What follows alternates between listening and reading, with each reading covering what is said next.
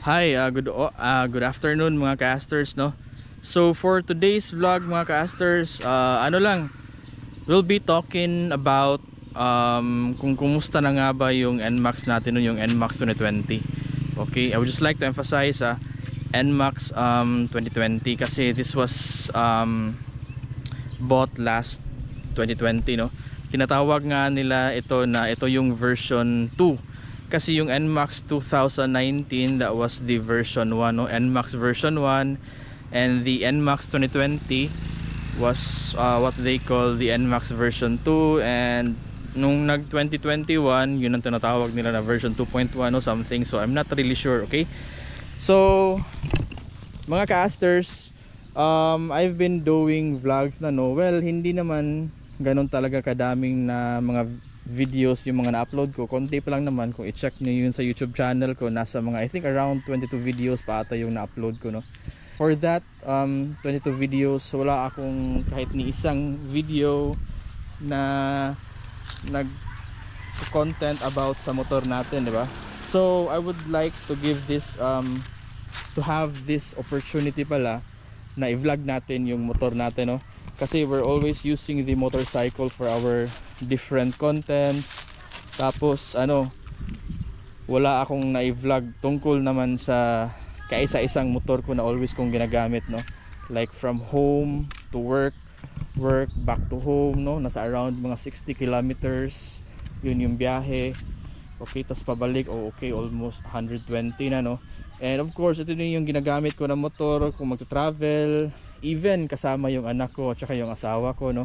So wala pa kasi kaming 4 wheels kasi yung problem is wala pa kaming parking area, kaya there's no point in buying 4 wheels kung wala pa kayong parking area, no. So intay-intay na lang muna. And ito, so mga casters, ito yung motor ko, no. As you can see, marami na siyang mga sticker, no. So this was the sticker na binigay sa Motology because I've been as customer din sa Motology that is still located pa rin sa Mandaue. HJC helmets, of course. Upon buying the HJC helmets, of course, bibigyan ka rin ng sticker nila. Dati nag YSS suspension ako, no. I bought it last siguro nasa year 2020 pa rin. Oo, nasa around 15,000 ata yun.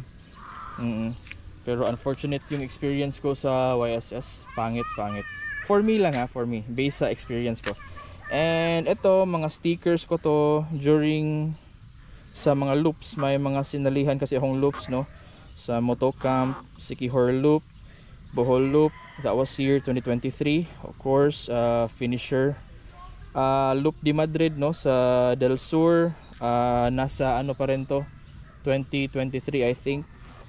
Cebu Negros Loop, ito naman yung loop na nasa year 2022 na I've joined.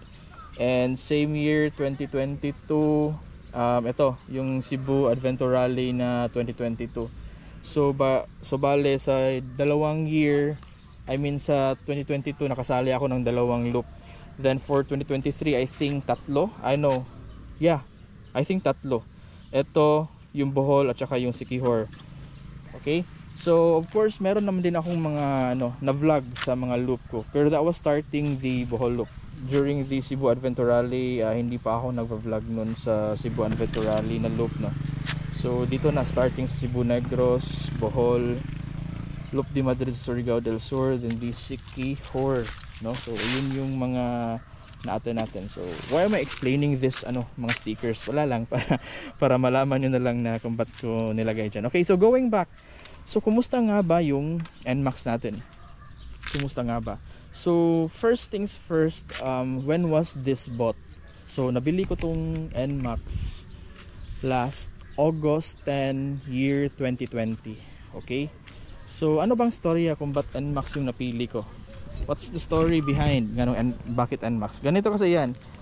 For sure, basically, kung ikaw ay may gustong bibilhin, of course, gusto mo talaga malaman kung maganda ba siya. You're trying to search for feedbacks, mga updates with regards sa gusto mong bilhin na motor, no? Or sa mga gamit. So I've been checking YouTube na mga videos with regards sa NMAX, okay? So going back sa 2020, ano kasi yung sa time kasi na yun ay wala pa to, hindi pa to yung ganitong NMAX yung nakikita natin sa daan. Kasi yung current na nakikita natin na NMAX is yung version 1, yung 2019, no? So nung naibili ko to, pahirapan talaga, no?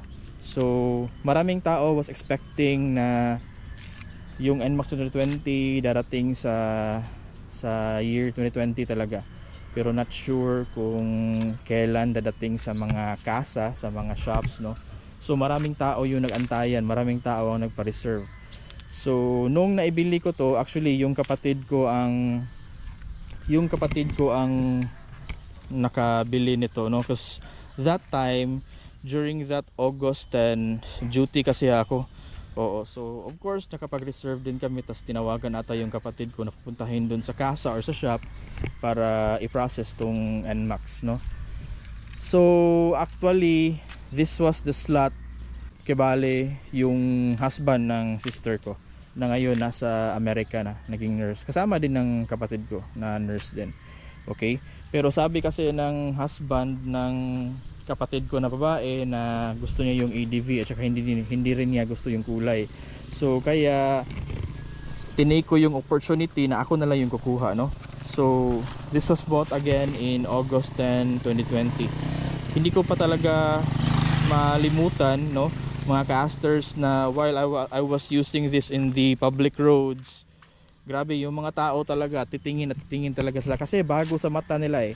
Kasi yung nakasanayan nila is yung NMAX 2019. At kadalasan sa mga tao nagtatanong saan ba nakuha, ganun, ilang ang ganda daw, kasi yun naman eh, basically yun talaga yung mga tanong nila, no? So na-amaze sila kasi konti lang kami sa Cebu City noon na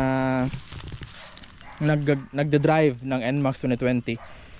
Pero ito mga casters, sabi daw ng kapatid ko while he was there claiming this one, no, processing this one para mabili ito sa sa Mandaue na shop, sa Mandaue area na Yamaha shop. Ewan ko lang mga casters if totoo, pero sabi ng isang agent doon sa shop na yun na ito pa lang daw yung pinakaunang nailabas na NMAX sa whole Cebu City, no? Sa whole Cebu. I'm talking about the Cebu City. I'm talking about including of course the Cebu South and of course the Cebu North, no? So if totoo yung sinabi ni Sir dun sa Yamaha, no, if totoo, so ito pa lang yung pinaka oldest ata na NMAX, no? So if ito yung pinaka oldest na NMAX, if ito yung pinaka oldest na NMAX, then siguro ma-considered ako as yung pinaka oldest user ng NMAX 2020, okay? Ng NMAX 2020 in the whole Cebu City, including the Cebu South provinces and the Cebu North provinces, okay? So ito yung mga casters, So sa nakikita nyo, hindi na to bago. Kasi ang exact na edad nito is nasa 3 years and 8 months and 1 day, no? So bukas maging 3 years, 8 months and 2 days na. Okay, so hindi na to bago. Hindi siya like the usual na makikita nyo sa YouTube na vlog nila, kino-content nila yung bago nilang building, ganito, ganyan, yung mga motor, no?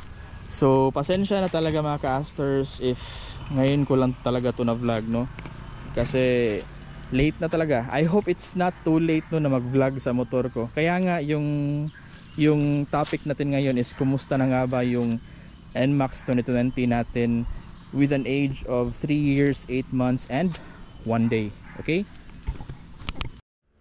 So again mga casters, yung NMAX natin was bought last August 10, 2020, okay? So magpo 4 years to, of course, ngayong August 10, 2024, okay? So second na topic natin is ano yung mga na-observe ko na issues, ano yung mga na-experience ko pala mga casters na issues sa motor na to. So actually mga casters, yung first ko sa issue na motor na to, yung first ko na na-encounter ko dito sa motor na to, as issue is yung ano, yung ipapark mo yung motor tapos galing siya na expose sa ulan, no? So nababasa siya sa ulan. Every time na ganyan yung mangyari, every time ipaandar ko yung motor, nag-iiba yung tunog ng makina niya, parang nagda-drown sa tubig yung makina niya every time na nababasa siya sa ulan, no? So it's like na parang pinark ko lang siya dyan, tapos umulan, tapos nung gagamitin ko na siya, matagal siyang mapaandar, at saka once na mapaandar siya, yung tunog ng makina niya ay parang parang nalulumos sa tubig, no? I'm not sure ano yung Tagalog sa drown, no? Pero parang may tubig sa loob ng makina niya, parang ganun yung ano, tunog ng makina niya. And kahit anong pihit ko sa gasolinador, no? Kahit anong piga ko dito, kahit naka full throttle na yan mga casters, ang bagal ng takbo I think nasa mga 20 to 30 plus km/h lang. So yun yung isa sa mga issue ko dati. It was, I think, nag-start ko yan, na-start ko siya na na-observe na may mga ganyang issue is nung wala pang 6 months yung motor natin, no? Pero naagapan naman mga casters. So pina-check ko yun sa isang Yamaha shop dun sa Talamban, Cebu City. At saka sabi ng TIG repair doon na dahil daw yun sa spark plug. Okay, so since nung naipa-check ko na yung motor, specifically yung spark plug niya mga casters, so after nun nawala na yung issue. Okay, so yung pangalawang issue ko mga casters is yung front shocks ng motor natin. Ito, okay, so yung twin front shocks. And by the way, for this issue mga casters, issue din to sa Sniper and sa Aerox din, no? So ano ba tong issue? So itong pangalawang issue mga casters, by the way based from experience na to mga casters, by the way, dalawa yung issue ko, yung kanina na sinasabi ko at saka yung ngayon. So yung pangalawang issue mga casters is ano, yung may maririnig ka na lagutok, no? Like for example, may madaanan kang malalim, no? Malaki at saka malalim na lubak. Tapos let's just say yung takbo mo is mabilis, no? Tapos hindi mo yan siya mapansin. So ang mangyayari is may maririnig ka na lagutok galing dito sa front shocks, no? So parang masakit talaga sa feeling, no? Parang nagbo-bottom out talaga siya. Yun.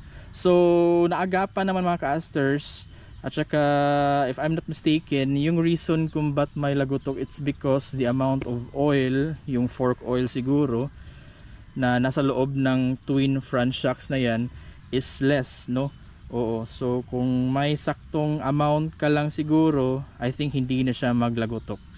Okay, so yun lang mga casters yung mga issues ko so far sa motor na to. Dalawa lang, yung nag-iba yung tinig ng makina, no? Nag-iba yung tinig ng makina niya, parang nalulunod sa tubig, at saka yung lagutok sa front shocks. And for the rest is wala na akong masasabing issue mga casters. Okay, alright, so mga casters, let's have a short ride, no, habang ipapatuloy natin yung mga napag-usapan natin kanina, no, with regards sa motor natin. Okay, so for those na hindi alam kung saan ako ngayon mga casters, andito lang ako sa sa San Guillermo Church sa Catmon, Cebu. Okay, so nasa nearby lang ako sa church na yan, at saka we'll be having a short ride, no, while we are going to continue yung mga napag-usapan natin. Okay, so tara. Yung next na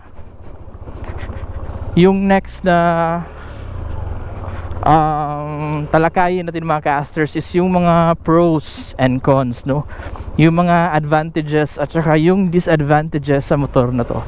So let me start with the disadvantages muna, no? Save the best for the last, no? So yung mga disadvantages mga casters sa motor na to, no? Kasi nga I've been using this for again 3 years, 8 months and a day, no?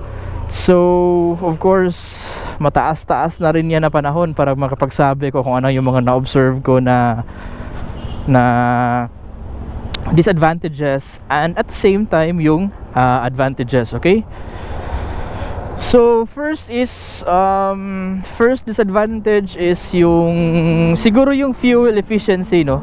Because ganito kasi yan mga casters, hindi kasi ako yung klase sa tao na maraming experience sa mga different kinds of motorcycles, no? So before sa motor na to, nakapaggamit ako ng SYM, no, na 100cc lang na motor, and hindi pa talaga sa akin yun, no? Hindi ko nabili yun, pinagamit lang yun ng papa ng ng wife ko, no? So father-in-law, no? Oo. So nagamit ko yun siguro mga walang 1 year ata, oo, hindi abot ng 1 year, no? So na-improve ko yung motor, SYM Bonus X, no? So 100cc, used na siya, hindi siya brand new, okay? So after nun is ito na ngayon yung pangalawang motor ko.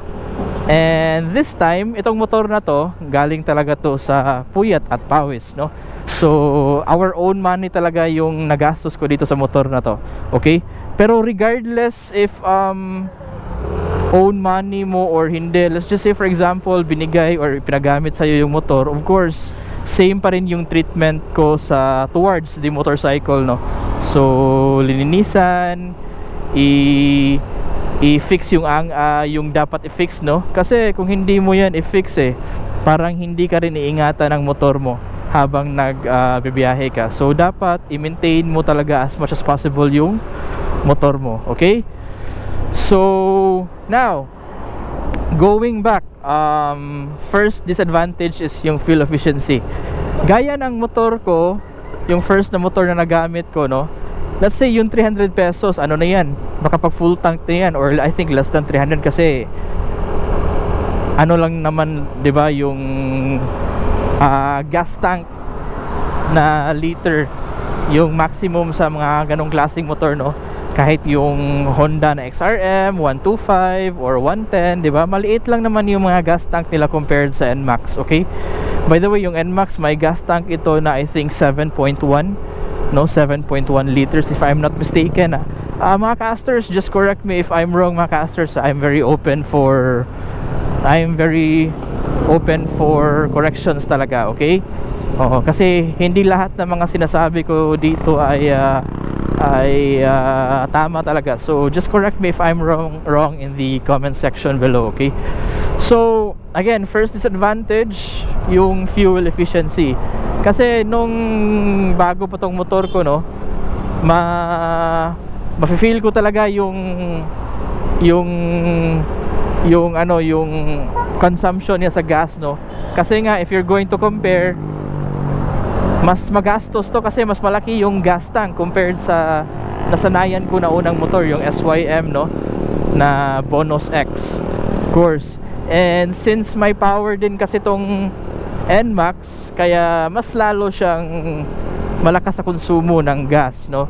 By the way mga casters, hindi ko nasabi kanina, bakit nga ba binili ko tong NMAX? Kasi dati nag-check ako ng mga reviews sa YouTube, okay? Na-check ko yung PCX. I've read so many YouTube reviews regarding sa PCX 150 pa yun sa time na yun, kasi year 2020. And same goes sa ADV 150 pa rin yun, wala pa yung 160. So yun, na sa isip ko kasi mga casters sa time na yun, yung PCX 160 okay naman din yung PCX 160, pero kaya nga 150 lang. And I think, if I'm not mistaken, just correct me if I'm wrong, I think 2 valves lang yung PCX 150. Same goes sa 150, no? Pero kung looks, appearance ang babasehan, go na go talaga ako sa 16, so PCX and the ADV. Pero kung pagpipiliin ako ng dalawa, mas gusto ko yung angas, yung forma talaga sa ADV. Yung main reason lang kung bakit hindi ko napili yung PCX or even yung ADV, no, is because sa power nila. Okay, 2 valves lang. Kaya yun yung reason kung ba't NMAX yung nakuha ko, kasi 4 valves yung NMAX, at saka maraming nagsabi na malakas talaga yung hatak sa NMAX, malakas talaga. So yung pagpiga mo, andyan talaga agad yung gusto mong speed para, let's say for example, gusto ka mag-overtake, no, mga ganyang mga instances, mga casters. So yun yung reason kung ba't pinik ko yung NMAX last 2020 compared sa PCX 150 and the ADV 150. Okay, so going back tayo sa disadvantage. So yun yung first advantage ko, yung gas niya. Okay, pero habang tumatagal mga casters, nasasanay lang rin naman ako, no. So yung feeling ko nung dati, yung bago pa ginagamit tong motor na to, yung feeling na parang nalulugi ako sa gas kasi malakas yung konsumo sa gas, nasanay na ako. So ngayon it's like parang normal na lang, no. So parang hindi ko na siya kinonsider na issue yung yung gas consumption really. Okay, next na mga casters, next na disadvantage ko is yung ground clearance yung mga casters. Ito yung isa sa mga disadvantage or yung mga cons talaga sa NMAX, yung ground clearance. If I'm not mistaken, yung ground clearance is nasa, I think, 125 mm. Yeah. So alam niyo naman, 'di ba, kung ano yung negative effects sa mababang ground clearance. So mas may higher chances talaga siya na matouch yung body, yung sa bottom part ng motor dun sa road, no, or even when you're making a turn sa mga cornering, may chances na magta-touch talaga siya. Pero if normal lang naman yung handling mo, hindi talaga yung parang like racing na banking, hindi naman, okay lang naman siya. So mga casters, so wag na tayo mag-banking mga casters, kasi hindi naman talaga yan necessary, no. Cause lang yan ng disgrasya or aksidente. At saka yung motor na to mga casters, gusto ko lang klaruhin, yung NMAX hindi kasi to pang racing, pang touring lang kasi to. Okay, so yun yung isa sa mga disadvantages ng motor na to, yung pagiging low ground clearance, no. Kasi if i-compare mo tong NMAX sa ground clearance height ng PCX or ADV, I think mas higher yung ground clearance ng PCX ADV compared sa NMAX. Okay, so next na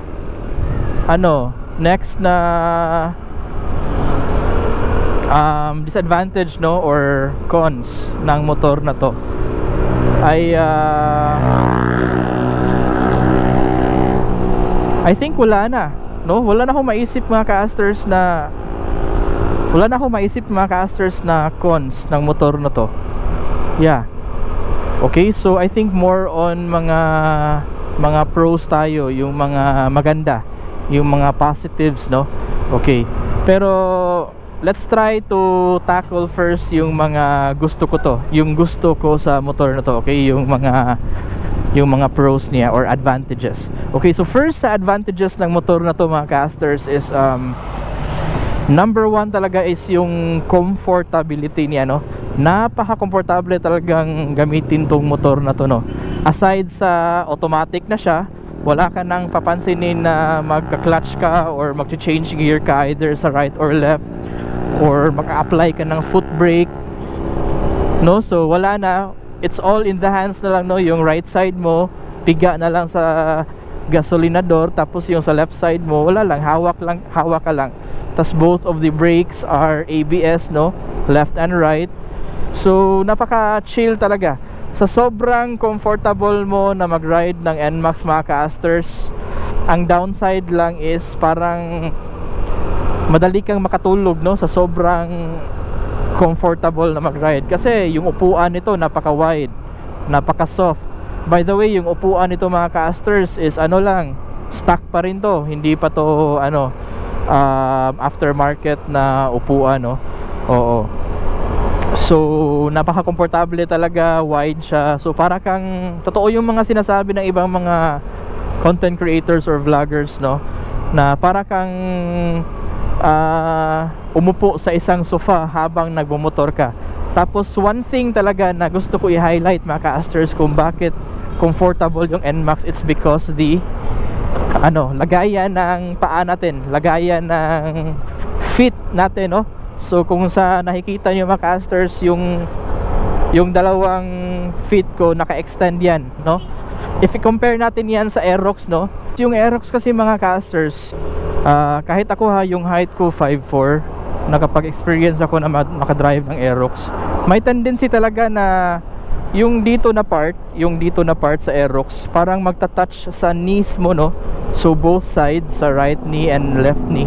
So may part kasi sa Aerox, no, na parang magta-touch yung knee mo sa part na yun sa Aerox, sa isang part ng Aerox na part pa rin sa body ng Aerox, no? So how much more if yung nagda-drive ng Aerox mga taller guys talaga, no? So siguro magta-touch na talaga yung knees niya doon sa sa dito na part, dito banda na part sa Aerox dito. Okay, dito na part sa na Aerox dito. Okay? So yun yung kagandahan sa NMAX compared sa Aerox, no? Yun yung kagandahan talaga. Kasi yung NMAX parang ganyan, no? Naka-extend lang yung dalawang paa ko, no? Na-put ko yung feet doon sa pinakadulo talaga, no? So kitang-kita naman, 'di ba? Kitang-kita naman na na-extend ko talaga. Okay? Yun yung kagandahan sa NMAX na gusto ko i-highlight. Kaya napaka-komportable niya. Okay? Napaka-komportable niya talaga. So, kung i-compare mo sa ADV, yung ADV kasi hindi mo gaano masyadong ma-extend yung dalawang paa mo, no? Unlike sa Aerox, unlike sa sa NMAX. Yung PCX naman, I think parang mas makaka-extend ka naman, no? Pero I think mas better pa rin yung NMAX when it comes to like extending sa mga lower extremity mo. Pero if i-compare mo yung PCX at saka yung ADV, kung sa lang, extending the extremities lang yung pag-uusapan, I think mas comfortable yung mas comfortable yung PCX, okay? So yun yung isa sa reason kung ba't maganda yung NMAX, mga ka-asters. So yung comfortability. Pero dahil we're talking comfortability, mga ka-asters, na-remember ko na pala kung ano yung isang cons, anong isang disadvantage sa NMAX natin, mga ka-asters. Yung isang disadvantage natin, mga ka-asters, sa NMAX is yung stock shocks, no? Yung stock shocks talaga. For sure maraming tao ang mag-a-agree na pangit talaga ang suspension ng NMAX. So yun yung isa sa mga disadvantages ng NMAX, mga ka-aster. Yung stock shocks na yun, napakatagtag talaga, napaka-uncomfortable, lalo na if makadaan ka na mga lubak kahit konti pa yan, no? Oo. So kaya yun yung mga ginagawa ng mga NMAX users, mga ka-asters, if you might be wondering. Kaya sila bumibili ng mga aftermarket na shocks para mas comfortable yung feeling nila compared sa performance ng stock shocks ng ng NMAX. Okay? So ano pa ba yung mga advantages ng NMAX? So I think yan lang naman, no? Yung comfortability, yung pagka-simple niya, yung panel gauge pala niya, mga ka-asters, okay lang naman, napaka-visible, no? Kahit anong oras, kahit anong araw, kahit anong klase sa weather, visible siya. Visible, okay? Pero hindi talaga siya yung napaka-classy na napaka-high-tech tingnan na gauge sa mga makabagong motor ngayon, mga ka-asters, no? So pero okay lang naman din, makikita mo talaga yung mga infos na gusto mong makita. Wala nga lang date or petsa, no? Oras lang yung meron, okay?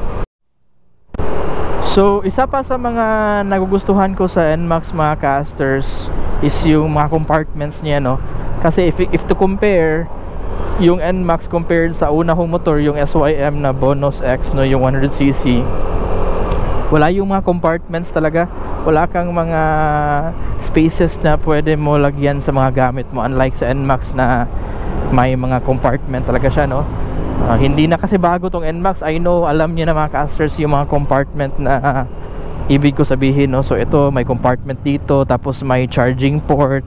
Kaso nga lang, kailangan ka pa bibili ng adapter, no, para maisaksak mo. Tapos dito may compartment din dito. Tapos sa napansin yung mga casters, may cover dito, no? May cover dito. Dito wala, okay? Pero may mga aftermarket naman na pwede kang makabili ng cover dito para mailagay mo dito. Okay? So, meron pala akong idagdag, no, as part sa cons, no, sa disadvantage is yung napansin ko kasi kung may OBR ka or kung may backride ka na medyo matangkad, or kahit nag-height lang ng let's say mga 5'6", no, 5'7", ikaw as a driver, no, pag mag-turn ka sa right, yung elbow mo, yung dito mo nagta-touch sa knee part ng backrider mo, no. Same goes dito sa left. Ito, yung dito ko na part nagta-touch sa sa knee part ng OBR. Yun yung isa sa mga makonsidered ko talaga din na disadvantage, no. I think siguro yun yung nangyayari dahil kung nakikita niyo to mga casters, pag dito ilagay yung feet ng OBR mo, so of course yung tuhod niya, let's just say kung matangkad din siya, so matatouch talaga yung yung elbow mo na part, most especially if mag-make ka ng turn, no, ganyan, left and right. So dito kasi yan, so parang nagaganiyan yan, so yung tuhod nagtatouch habang mag-right turn ka at saka yung left turn, okay? So yun yung isa sa mga disadvantages pala ng NMAX na napansin ko. Pero hindi ko na-try yan sa ADV, ha. I don't know if applicable ba din yan or same ba din yan na issue sa ADV at saka sa PCX. First, isa sa mga pros ng NMAX, no, yung mga na-advantage na nagustuhan ko sa kanya is yung handling niya. Napakaganda talaga ng handling ng NMAX. High speeds or even low speeds, napakaganda niya talaga, no? So napakamadali niyang gamitin.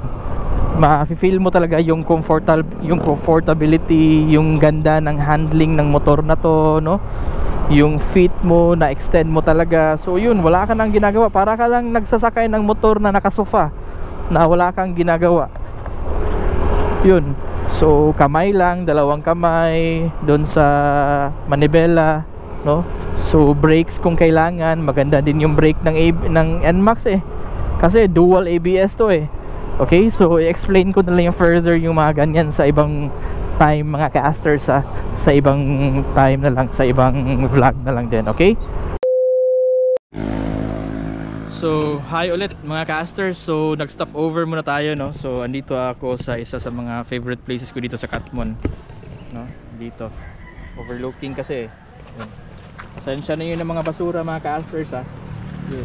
I think gagawin nila itong resort siguro, no? Kung nakikita nyo mga casters, may mga hagdan dyan, no? So I think i-develop to tapos gawing mga resort. Ito kasi yung uso dito sa Katmon mga casters, kasi mostly sa Katmon nasa tabing dagat lang talaga.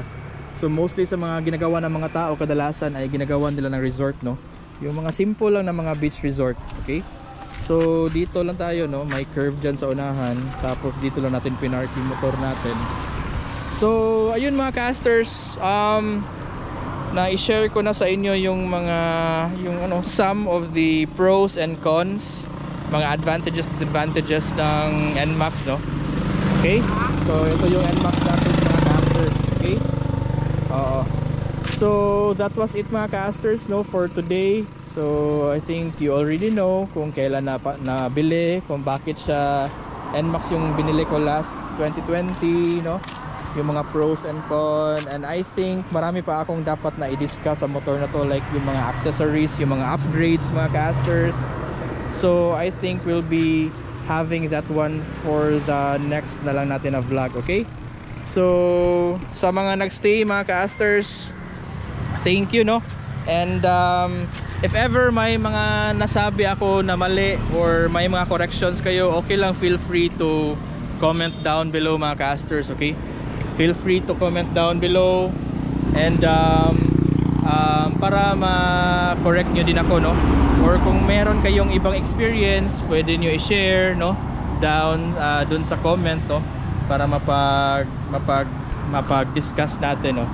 Kung ano yung mga own din nyo na mga experiences sa mga NMAX nyo, okay?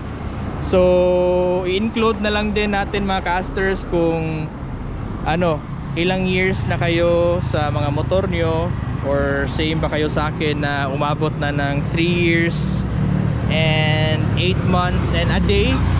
Especially sa mga taga Cebu City lang, kasi for sure merong mga nag 4 years na sa NMAX nila. I think siguro sa Luzon area, no, kasi if I'm not mistaken, I think mas una talaga dadating yung mga stocks na NMAX sa Luzon ata, then Visayas din Mindanao. Pero for me lang yan mga casters, so just correct me if I'm wrong, okay? So once again, this is Clyde, no, and thank you for watching, and God bless always and good luck, okay? Ingat mga casters.